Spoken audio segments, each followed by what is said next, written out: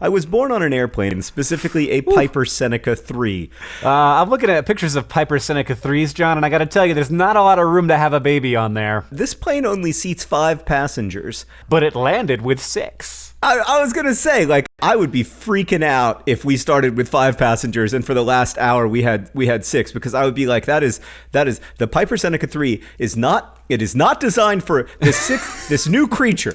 All right, anyway, for a few years now, I've been trying to find the plane that I was born on. The info I got was the plane's tag number. Here's my problem. The tag number I got says the plane crashed a year before I was born. Oh, creepy. Which she then dismisses immediately by saying, obviously that's not possible, seeing as I was born on it. But wait, I mean, or is it? Unless It's totally possible, and you're living in an alternate timeline, and things just got really weird. Or sometimes planes crash and then they fix them. It's just like a car crash. Sometimes it can be okay. So, John, let me tell you a quick story. I know we're still in the middle of this question, but when I was in Haiti, I got in an airplane. It was about the size of a Piper Seneca 3. It might even have been one. And I was like, hey, what's up, pilot man? And I was like sitting in the passenger seat because like that's how small this thing was. So how long you been doing this? And he was like, decades. And I was like, and obviously like never crashed, so I shouldn't worry about anything. And he was like, actually, no, don't say actually. Don't do that. His plane had crashed like 2 weeks ago. And he had knocked out, not that plane, but the plane that he was flying. And he like showed me the missing teeth in his mouth.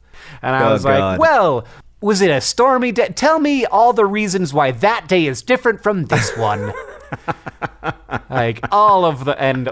Let's move on. Okay. Upon more searching, I may have possibly found my plane, but it is now owned by an elderly man, and I found him not via the airplane tag number search, but through creepy Googling.